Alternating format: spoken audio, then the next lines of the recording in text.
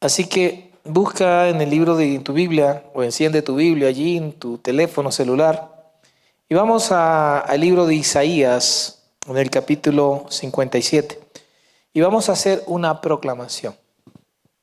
Una proclamación es como la noticia que se da, es como pregonar la noticia. Una proclamación es pregonar la palabra de Dios. Una proclamación es decir en voz alta lo que el Señor nos está diciendo. Así que lee ahí en tu Biblia, en el capítulo 57 del libro de Isaías, en el versículo 15. Y leemos en el nombre del Padre, del Hijo, del Espíritu Santo. Amén. El Señor dice así: el alto y majestuoso que vive en la eternidad, el Santo dice: yo vivo en el lugar alto y santo, con los de espíritu arrepentidos y humildes. ¿Con quién vive él? Con los de espíritu. Espero que algunos de nosotros estemos viviendo en esa condición, ¿no? Vuelvo a hablar, vuelvo a decir, vuelvo a leer. El Señor dice: yo vivo, el Señor, en el lugar alto y santo, con los de espíritu arrepentido y humilde. El que tenga oído, que oiga la palabra que Dios nos está diciendo. Restauro el espíritu destrozado del humilde. Para poder restaurar el espíritu de una persona, tiene que tener una condición de humildad. Por eso dice la palabra, restaura, el Señor dice: yo restauro, yo vivo en el lugar alto y santo, con los de espíritu arrepentido y humilde. Restauro en primera persona. Habla el Señor. Restauro el espíritu destrozado del humilde y reavivo el valor de los que tienen un corazón arrepentido. Este versículo nos llama poderosamente la atención porque es demasiado claro, ¿verdad? Es demasiado claro. Dice que el Señor habita con los arrepentidos, que pasen a la fase de humildes. ¿Con quién vive el Señor? Con los humildes. El versículo que acabamos de leer nos dice que que para el Señor no hay principio y no hay final. Él es el alfa y la omega. Él está desde el principio y hasta el fin de los tiempos. Para Él no existe el tiempo como existe para nosotros. Pero Él habita en la eternidad, en la altura del reino, y su nombre es santo. Santo, santo, santo. Él es 3 veces santo. Diga conmigo: santo, santo, santo. Él tendrá tierno cuidado de quienes reflexionan en su condición.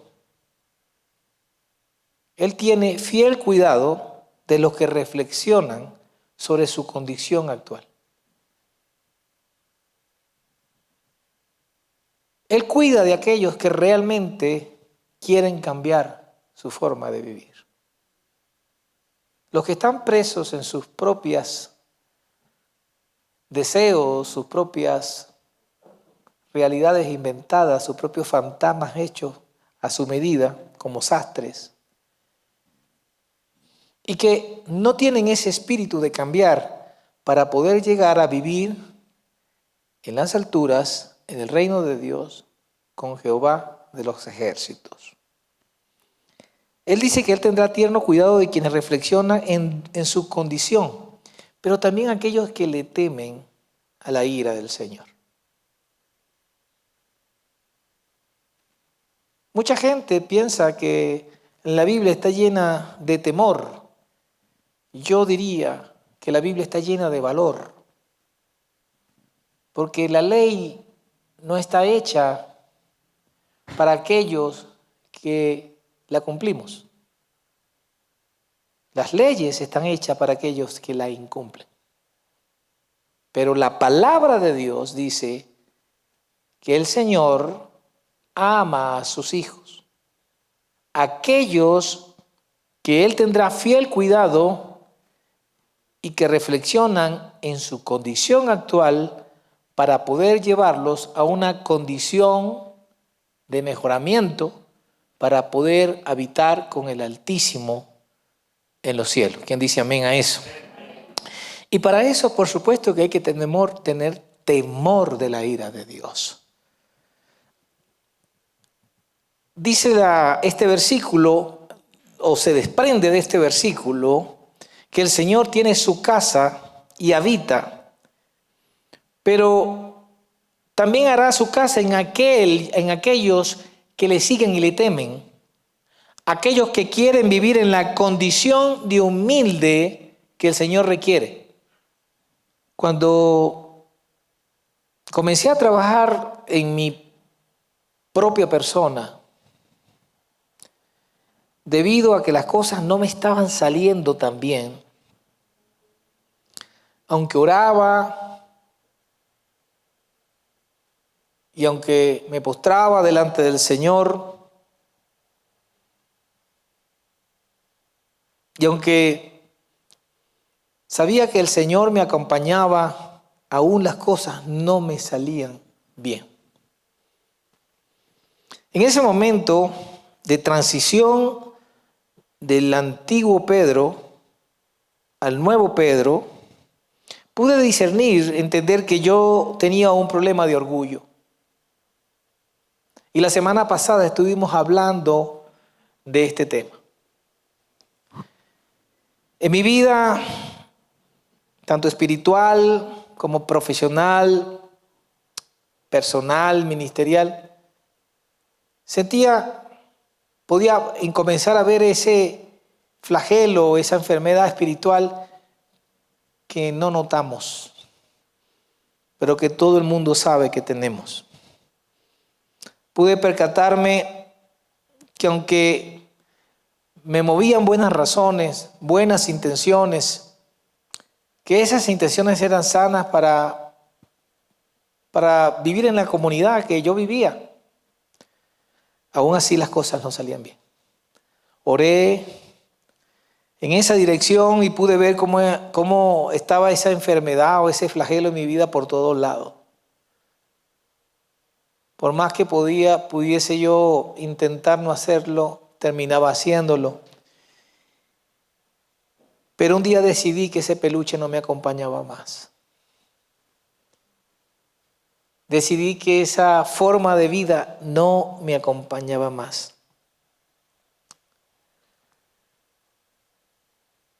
Decidí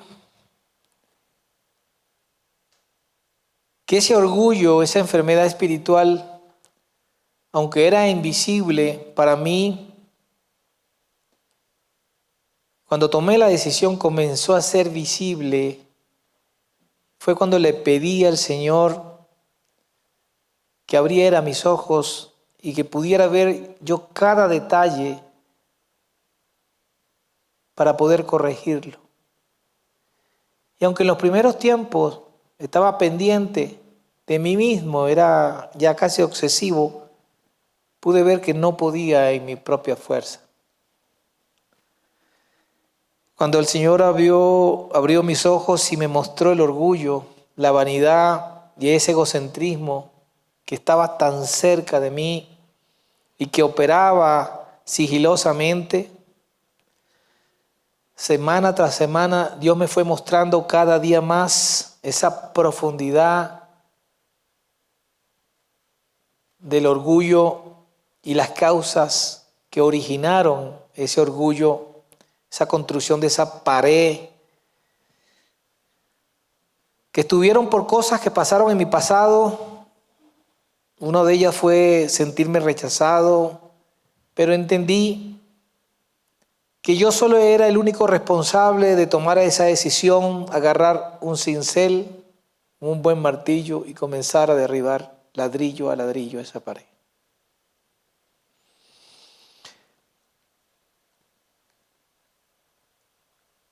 Debo confesar que manifesté ese tipo de quebrantamiento muchísimas veces, muchísimas noches, en silencio. Sentí vergüenza de cómo yo podía llevar eso, aunque yo deseaba no tener ese peluche en mi vida. Fue cuando enfrenté esa severa vara de misericordia del Señor. Esa severa vara de corrección de un Padre que me ama. Comencé a clamar y decirle, Señor, hazlo como tú necesites hacerlo en mi vida. Y déjeme decirle, y debo confesarle, que no sabía que era la verdadera humildad hasta que llegó ese día en mi vida, pero sí sabía que lo necesitaba con mucha urgencia. Sí sabía que necesitaba que Dios hiciera ese trabajo en mi vida. Podía reconocer la humildad en la vida de otros hombres tan misericordiosos, con unos ministerios hermosos, bellísimos, pero los pude conocer a través de las obras literarias que ellos escribían. Y una de las cosas que sentí es que comencé a comerme esos libros con gran desesperación, tenía un apetito por aprender cómo lo habían logrado. Y fueron los instrumentos que Dios puso en mi vida para entender lo que Dios quería hacer en el propósito asignado en mi vida en esta tierra. Pude notar en cada uno de ellos que no se consideraban humildes.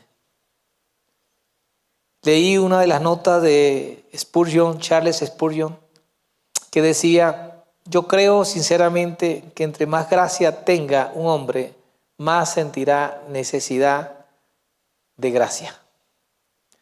Y eso me impactó, esa lectura me impactó, ese párrafo me impactó en mi vida. Y ese hombre que usó tanto en Inglaterra en los 1800, no estoy hablando de alguien reciente,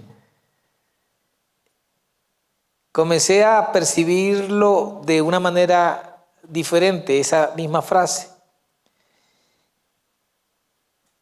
Y la traduje en la humildad. Fue cuando entendí que entre más humildad tenga un hombre, más sentirá esa falta de humildad en su vida. Es algo constante, es algo que tenemos que aprender. Hay un pastor norteamericano que se llama Jerry Binges, le recomiendo sus libros. Tiene algunos a traducción en español y de verdad que es muy bueno. Dijo una vez que los creyentes que están en crecimiento reconocen cada vez más el pecado en sus vidas. Son más conscientes y sensibles al pecado que está en ellos. Y cuando eso lo leí, dije, wow, eso fue lo que nos pasó, me pasó a mí. La semana pasada hablábamos de que el arrogante no se ve que tiene arrogancia. Pero cuando te metes con Dios, esa arrogancia parece que se convierte como en comerciales en tu vida y comienza a decirte, a señalarte en tu vida las cosas que debes corregir.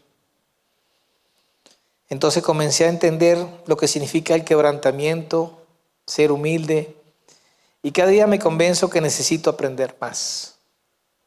Es una carrera que no termina, porque esa enfermedad, yo lo veo ahorita todos con sus tapaditos, es como el COVID, pues. Cuando pensamos que ya se ha ido, ¡pam!, ataca de nuevamente. Por eso yo digo que esa enfermedad es maldita, es del diablo. Créanme que esto que le estoy diciendo es un buen sentimiento hacia ustedes, pero también te tengo una buena noticia que puedes tú entender a través de este mensaje. que nunca es tarde para tomar la decisión y comprender que necesitas dar un vuelco, un cambio a tu vida. Por eso yo celebro estas caras nuevas que nos visitan. Y yo sé que para mí no es fácil ver tantas sillas vacías, pero me ministró mi esposa antes del servicio y oró por mí y me recordó que esto es del Señor, que no es mío. Y Él llenará la silla cuando Él le plazca de sus discípulos. Amén. Así que créanme que es un buen sentimiento hacia ustedes el que esta palabra pueda ser concebida en su corazón, que pueda realmente entrar a sus oídos y bajarla, como yo siempre he dicho en mis prédicas, en los mensajes que el Señor me pone a decir, bájala de tu mente a tu corazón.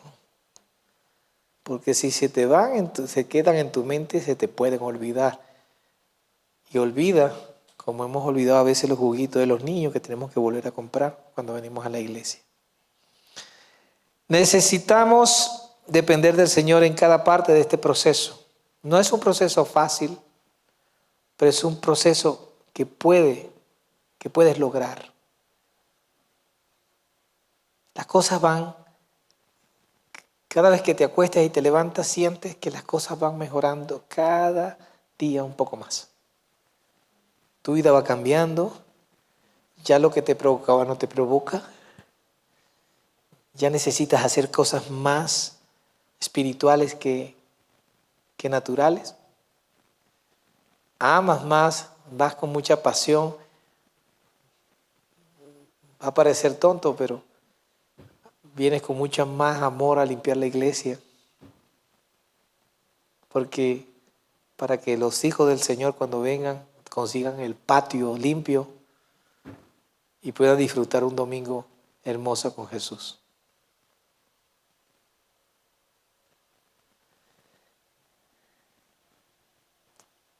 Tenemos que entender que los méritos no son nuestros. Los méritos son de Cristo, que fue el que se colgó en el madero. Y me gusta llevar la prédica poco a poco, paso a paso, para que entienda que no es un proceso fácil. Por eso nos gusta luego colocar las prédicas en YouTube para que las estudien. Y ponemos la nota allí. No se conformen con lo que se dice en la prédica. Valídolo con la palabra de Dios.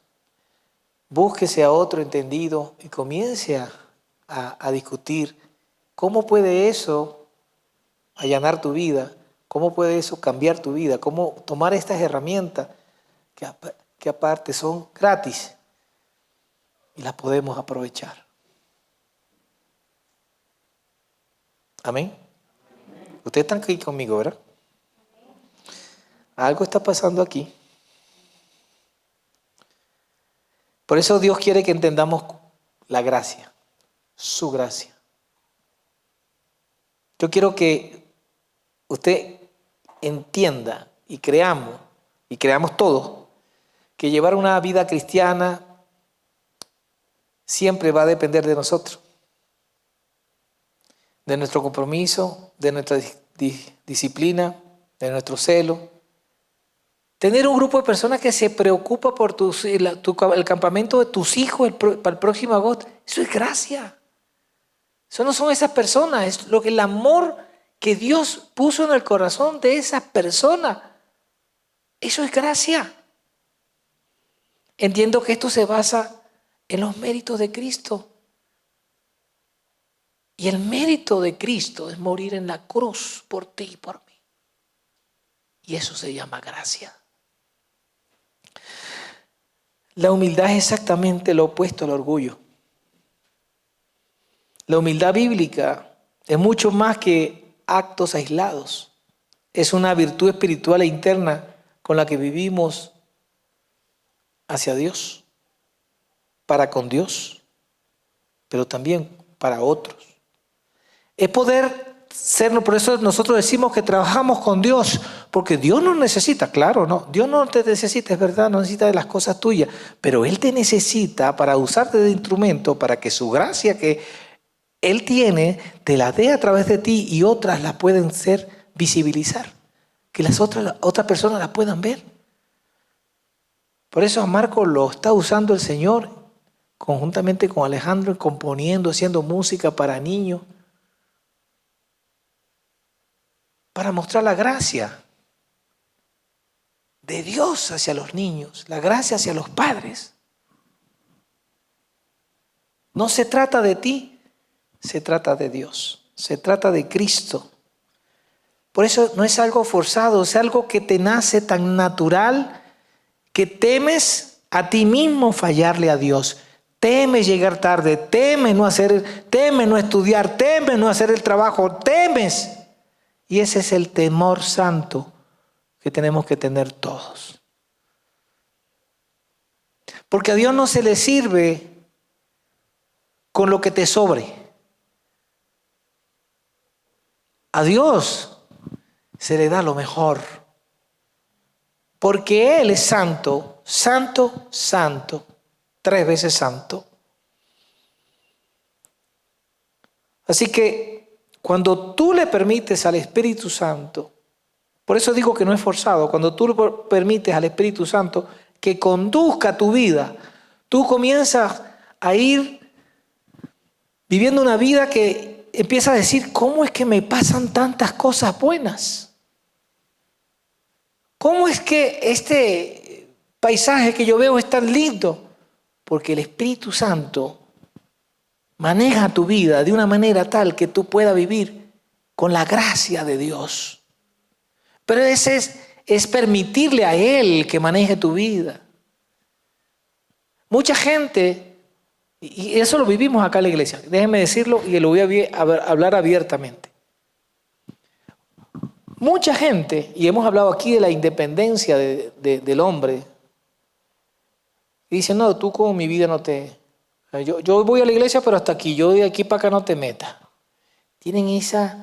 Construyen una columna, una pared de orgullo para que no puedas mirar las cosas que hay que arreglar de tu vida.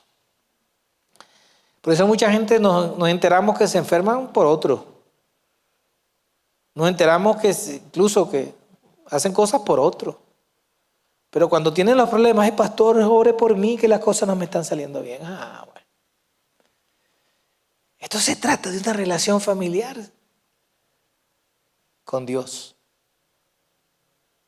Esto se trata de que tú veas la iglesia distinta a un catequesis, a una reunión de fieles. Fieles porque vas, pero eres infiel cuando sales. Vamos a nuestra Biblia. Vamos al libro de Gálatas, en el capítulo 5. Vamos a ver qué nos sorprende la Biblia hoy en el capítulo 5, 1800. Voy a buscar el libro de Gálatas un momentico aquí.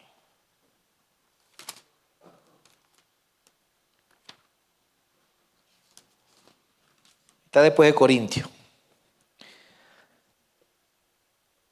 Capítulo 5, versículo 22. Pero antes de que la leamos, yo quiero que leamos esta introducción que me parece fantástica. Oigan, pongan atención. Este es Pablo hablando.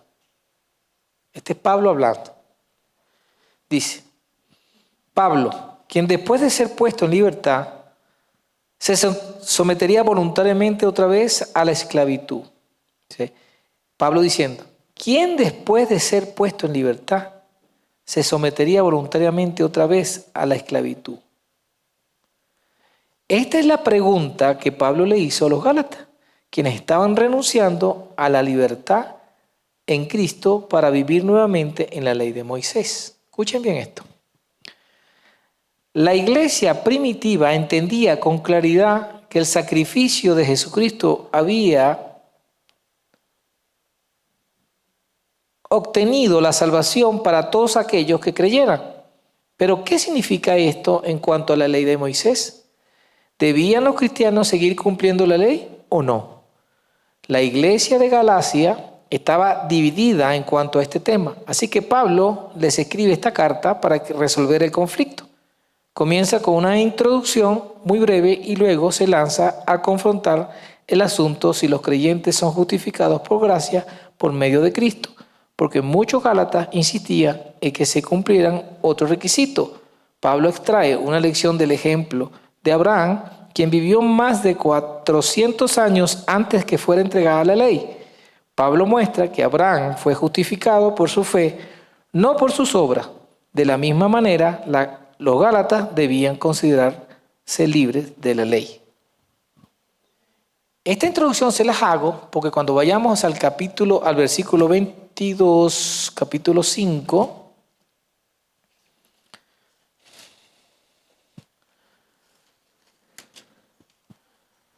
versículo 22,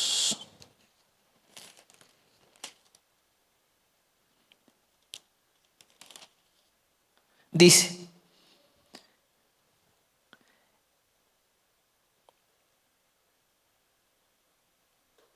la clase de fruto que el Espíritu Santo produce en nuestra vida es amor, alegría, paz, paciencia, gentileza, bondad, fidelidad, humildad y control propio. No existen leyes contra esas cosas. O sea, la clase de fruto que da el Espíritu Santo en nosotros produce una vida llena de unas características que es un solo fruto que es del Espíritu Santo, que es el amor, la alegría, la paz, la paciencia, la gentileza, la bondad y la fidelidad. Pero vámonos al libro de Gálatas, capítulo 5, versículo 16. Por esto les digo, dejen que el Espíritu Santo los guíe en la vida. Entonces no se dejarán llevar por los impulsos de la naturaleza pecaminosa. Y vamos a leer lo que dice en el mismo capítulo 5, pero en el versículo 25. Ya que vivimos por el Espíritu, sigamos la guía del Espíritu en cada aspecto de nuestra vida. Así que no nos hagamos vanidosos, ni nos provoquemos a nosotros mismos contiendas, porque eso es vivir en la independencia del Espíritu Santo. Porque si tienes contienda, no tienes ni amor, ni alegría, ni paz, mucho menos paciencia. ¿Cómo vas a tener si estás guerreando gentileza? ¿Cómo se va a tener bondad y fidelidad a Dios cuando estás en una vida que no le honra a Dios? La humildad es una virtud piadosa en la cual debemos caminar, debemos vivir y debemos obrar. O sea, no se trata de que usted venga los domingos, se trata de una vida de 7 días en los cuales solo venimos los domingos a adorar a Dios. Pero su vida desde mañana hasta el próximo sábado tiene que ser amor, repita conmigo, amor, alegría, paz, paciencia, gentileza, bondad y fidelidad. Yo le digo amén a eso, que se haga en tu vida y en la vida de cada uno de ustedes. Porque yo estoy seguro que mucha gente se lo puede saber de memoria. Yo pocas veces memorizo estas cosas. Pero ¿de verdad yo practico la alegría? Yo vi a muchos adorando con alegría. Me gocé viendo a muchos de ustedes. Pero muchos no me transmitían alegría, por lo menos desde aquí no los veía. ¿Practicamos la alegría? ¿O somos los que decimos que no se puede bailar al son de Dios? Porque eso es pecado. ¿Quién te lo ha dicho?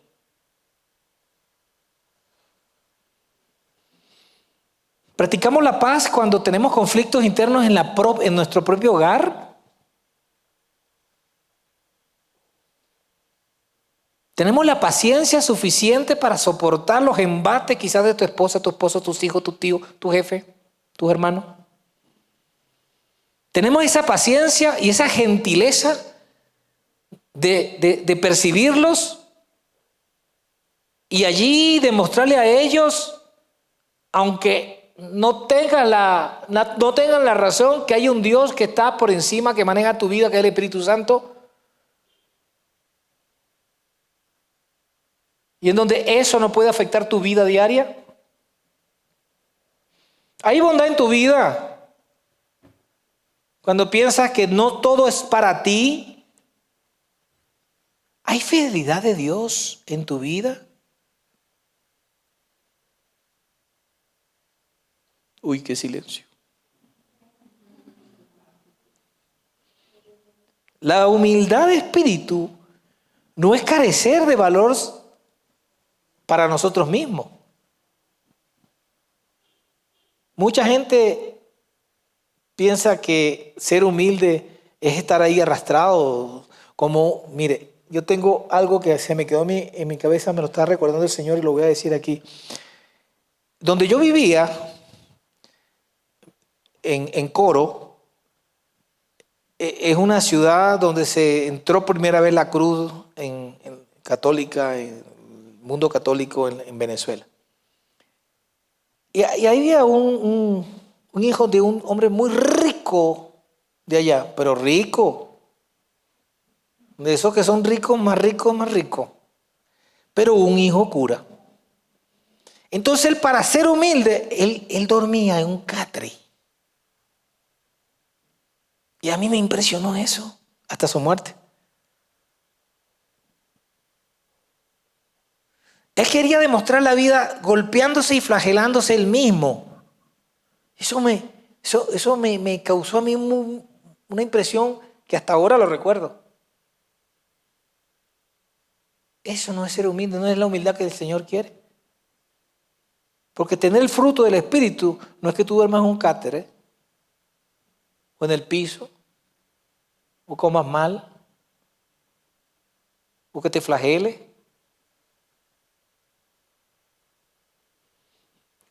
Eso va contrario a lo que dice la Biblia cuando dice que somos templo del Espíritu Santo. Y si nosotros somos templo del Espíritu Santo, usted no puede maltratar el templo. Usted tiene que cuidar su templo. El templo que le dio morada al Espíritu de Dios que vive en ustedes. ¿Quién dice amén? Amén. Deme un aplauso.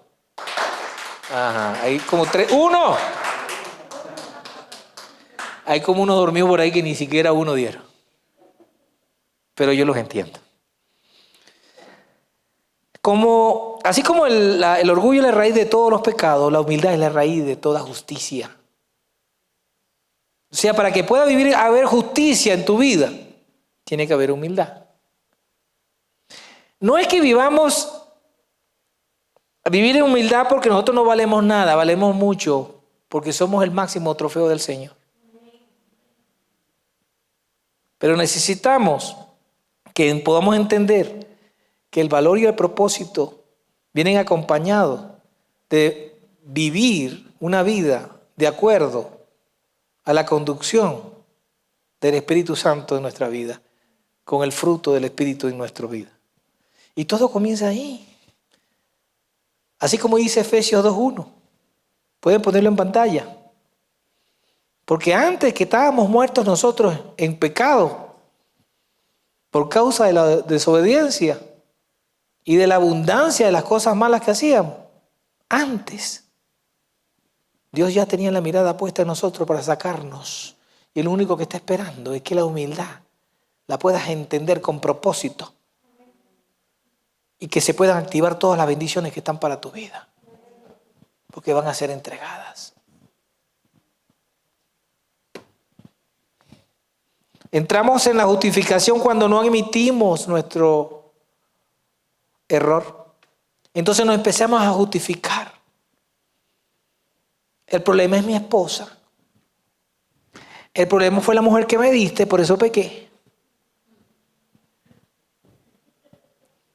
Como eso me pasó a mí. Yo no sé si a ustedes les pasa. Pero a mí cuando se me olvida la llave, se le olvida a mi esposa, no a mí. Libby, déjate la llave. ¿Nada más me pasa a mí?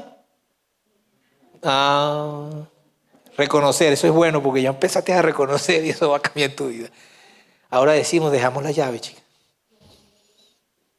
¿Cuántas veces Libby nos dejó los juguitos? ¿Cuántas veces yo le dije a Libby, dejamos los juguitos? Déjate los juguitos. Dejamos. Ok. Hoy estuvo a punto ella de dejar los juguitos y le dije, mira los juguitos, ahí están los juguitos.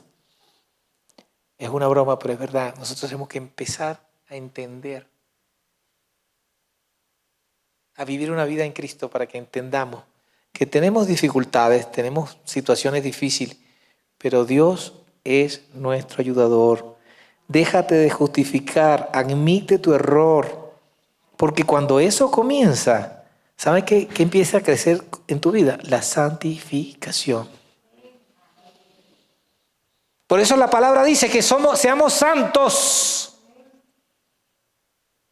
Santos es ser santificado, estar luego posterior al error, a admitir nuestro error. Pasamos de la justificación ¿a qué? A ser santificado. Y la clave es la humildad. Ante la santidad, la grandeza y la gloria que Dios no comparte con nadie, es la que nosotros primeramente debemos aprender y aplicar en nuestra vida. Amén. Así que vamos al libro de Juan, capítulo 12, versículo 24. Lea conmigo. Usted allí calladito y yo lo voy diciendo para que quede grabado. Juan 12, 24. Les digo la verdad. El grano de trigo, a menos que sea sembrado en la tierra y muera, queda solo.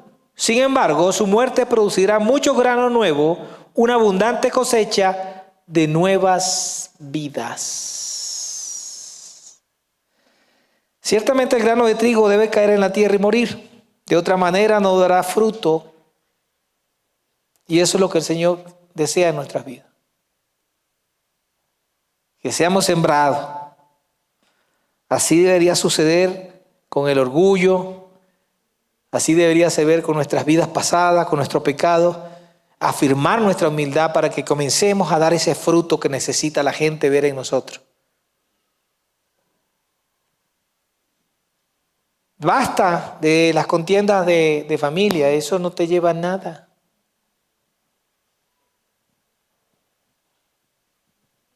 Basta de los manoteos cuando conduces un carro. Proverbios 11:2 lo puedes leer, dice, el orgullo lleva a la deshonra, pero con la humildad viene la sabiduría. Y estábamos hablando de la sabiduría. Y dice, un hombre sabio sabe emplear los conocimientos. Pero cuando hay orgullo, no llega la sabiduría. Es una tranca, es una traba. Así que no crea que ser humilde es una acción que usted va a hacerlo solito. Ya le conté mi propio testimonio. La humildad es una consecuencia de que permita que el Espíritu Santo entre a tu corazón. Amén. Voy a repetirlo. La humildad, cuando entra a tu corazón, rompe todo orgullo, porque llega la humildad a tu vida y comienzas a hablar cosas que antes no hablabas, a caminar por lugares donde antes no caminabas, a leer cosas que antes no leías, a dejar de ver cosas que antes sí veías. Empezar a tener esa paz de abrazar a tu hermano, de abrazar a tu madre, de abrazarla y verla como una verdadera madre, no como una contendora tuya. Es una cuestión de dejarte, porque hay una cosa que dice, el Espíritu te dice, abrázala, y tú no. Abrázala, no. Esa lucha permanente que hay. Cuidado, me caigo. Esa lucha permanente que hay entre lo que Satanás quiere hacer con tu vida, desviarte de tu propósito y lo que Dios quiere hacer en tu vida a través del Espíritu Santo. Amén. Proverbios 11:2 dice, el orgullo lleva a la deshonra, pero la humildad con la humildad viene la sabiduría. Repita conmigo. El orgullo lleva la deshonra. Pero con la humildad, amén. Cuando viene la soberba, viene también la deshonra. Pero con los humildes está la sabiduría. Qué bueno con ese amén. Así que por eso es que no podemos ser humildes por nosotros mismos. Simplemente no puedo por mí mismo producir, vivir o andar con humildad porque no es parte de mi vida. Porque la vida es pecaminosa. Entonces necesitamos por eso que Jesús antes de marcharse, antes de ir al Padre, le dijo, les dejo un ayudador. El que nos da la ayudadita. Les dejo al Espíritu Santo. Vamos a leer en Marcos 7, capítulo 7, versículos 22 y 23. Dice, miren cómo la Biblia nos señala que somos orgullosos por naturaleza. Miren, el adulterio, la avaricia, la perversidad, el engaño, los deseos sensuales, la envidia, la calumnia, el orgullo y la necedad, todas estas vilezas provienen de adentro. Esas son las que los contaminan. O sea, venimos con ese almacén así. Cambia tu almacén. Romanos 1, 29, 30. Escuche lo que dice. Se llenaron de toda clase de perversiones, pecado, avaricia, odio, envidia, homicidios, peleas, engaños, conducta maliciosa y chisme. Son traidores, insolentes, arrogantes, fanfarrones y gente que odia a Dios. Inventan nuevas formas de pecar y desobedecen a sus padres. ¡Wow! Pero más adelante, 2 de Timoteo 3, 1, 2. Mira lo que dice. Timoteo, es bueno que sepa que en los últimos días habrá tiempos muy difíciles, pues la gente solo tendrá amor por sí misma y por su dinero. Serán fanfarrones y orgullosos, se burlarán de Dios, serán desobedientes a sus padres y malagradecidos. No considerarán nada sagrado. Uy, yo leo esto y tengo que poner las pilas, ¿no? Conmigo mismo a trabajar en mí. Pero lean 1 de Juan 2, 16. Búsquenla ahí o léanla ahí. Pues el mundo solo ofrece un intenso deseo por el placer físico, un deseo insaciable por todo lo que vemos y el orgullo de nuestros logros y posesiones. Nada de eso proviene del Padre, sino que viene del mundo. Eso no quiere decir que eso sea malo, porque Dios si te lo da, no es para que te van a la gloria de eso, sino para que le dé la gloria a Dios por todo lo que te entrega y todo te bendice. Amén. Si es para Cristo, déselo fuerte. Vamos a ir cerrando con 1 de Pedro 5, 5. Dice, del mismo modo, ustedes los más jóvenes, estoy hablando de los más jóvenes. Del mismo modo, ustedes los más jóvenes tienen que aceptar la autoridad de los ancianos. Y todos vístanse con humildad en su trato los unos con los otros, porque Dios se opone a los orgullosos, pero da gracia a los humildes. Ustedes recuerdan que la semana pasada les dije que el orgullo, la enfermedad del orgullo es una enfermedad espiritual que no respeta edades.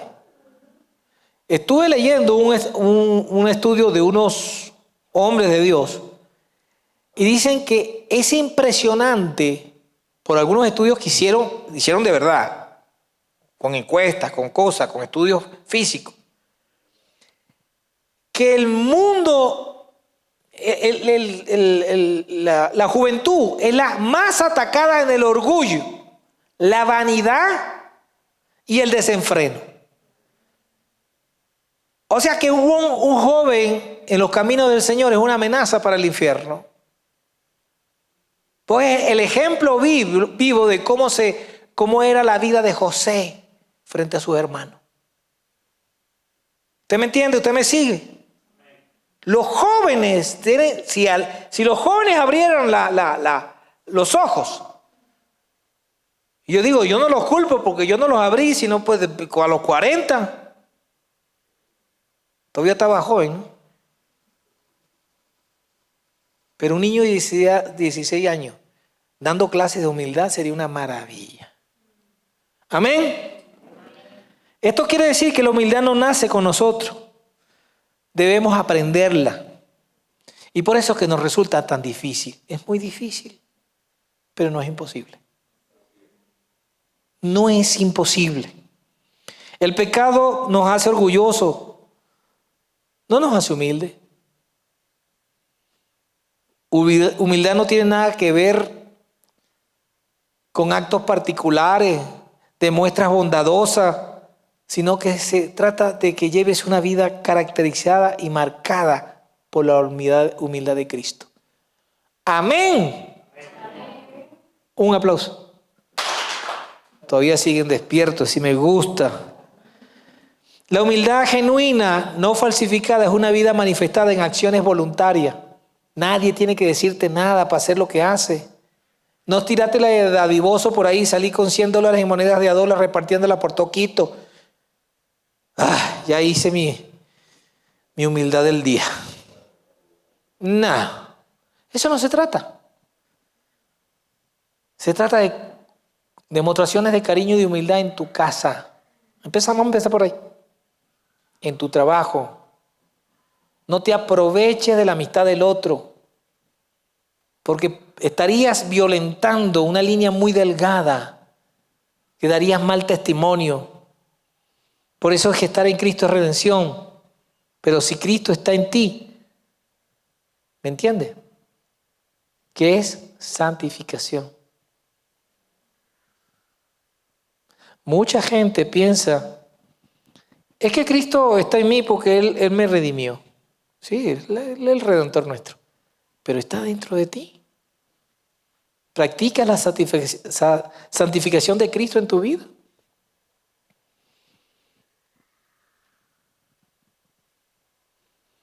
Vamos a Colosenses 1:27. Ahí Pablo afirma, mira lo que afirma. Cristo en vosotros, la esperanza de gloria. O sea, un humilde no existe. No existe un humilde sin Cristo. No existe un humilde si no deja conducir el auto de tu vida al Espíritu Santo. Es la única manera. Primera de Juan 2:5 dice, pero los que obedecen la palabra de Dios demuestran verdaderamente cuánto lo aman. Así es como sabemos que vivimos en Él. La humildad es una actitud voluntaria de bajarse a servir, honrar y considerar a los demás por encima de ti. Así que vamos a cerrar. Primero adorando a Dios y diciéndoles que la humildad es una actitud interna hacia Dios y hacia otros que manifiestan una ausencia de Cristo porque la ven en tu cara. Tenemos que ver cómo podemos ser más intencionales con Cristo, con una relación llena de Cristo. Que ese fruto del Espíritu pueda ser manifestado en el interior de tu vida. Porque las riquezas no son malas. Son necesarias para sostener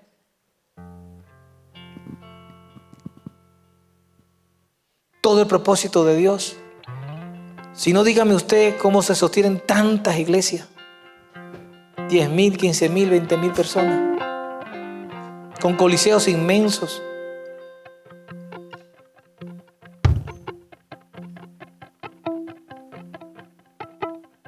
Por eso yo digo que si nosotros logramos llenar 100 sillas de discípulos con hombres y mujeres llenos del Espíritu Santo, con los galardones que da el fruto del Espíritu en su vida, nos sentimos servidos en esta iglesia.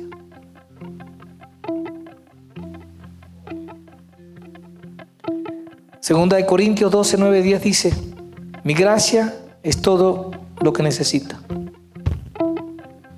Mi poder actúa mejor en la debilidad. Así que ahora me alegra jactarme de mis debilidades, decía Pablo, para que el poder de Cristo pueda actuar a través de mí. Y es por esto, por lo que me deleito en mis debilidades. Y en los insultos, en las privaciones de libertad que sufrió Pablo, en las persecuciones, en las dificultades que sufrió solamente por Cristo. La humildad es la vida en Cristo expresada en mí y en ti. Es la dependencia absoluta del Espíritu Santo. Así que yo quiero que repitas conmigo. La humildad. La humildad es la vida en Cristo expresada en mí, en total sujeción y dependencia al poder del Espíritu Santo. Póngase de pie.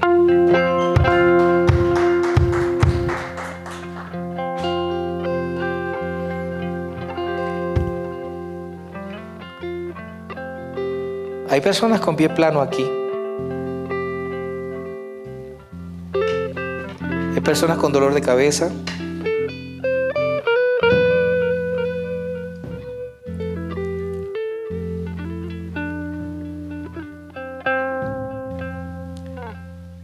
Dios los está sanando ahora. ¿Hay una persona con pie plano aquí? Wow. Solo si tú quieres. Él va a poner horma en tu pie.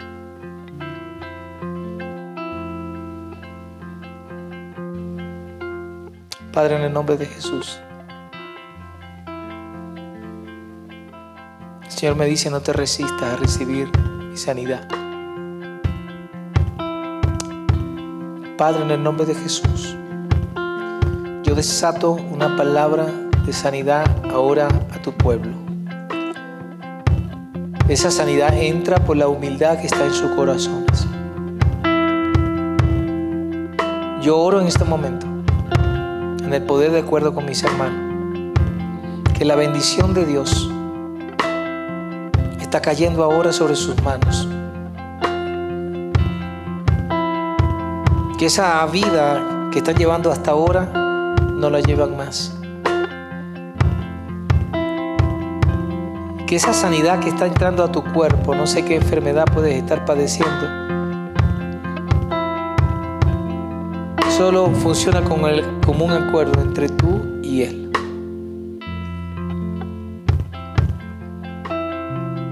Muy difícilmente los milagros funcionan sin que dos no estén de acuerdo. Jesús, cuando salió de la sinagoga de predicar, muchos le siguieron.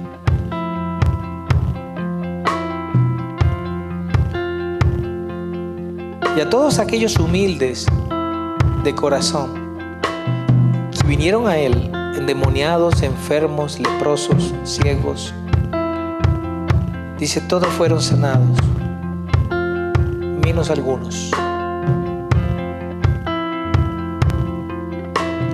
La palabra dice exactamente la mayoría consiguió su sanidad. Y yo me preguntaba, Señor, ¿por qué? ¿Por qué ellos? ¿Por qué no todos y sí la mayoría? Y vino a mi corazón esto. Porque no todos están en común acuerdo conmigo. No tienen la humildad suficiente para recibir sanidad en sus cuerpos. No tienen sanidad suficiente para recibir la humildad suficiente para recibir la sanidad que ellos necesitan. Padre, gracias, Señor. Te damos por el día de hoy, Señor.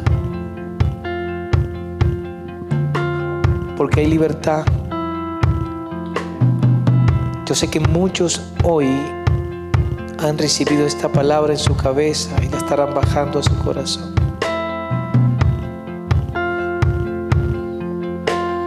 Bendice su familia, bendice su almuerzo hoy, bendice su comida, bendice, Señor, incluso su finanza.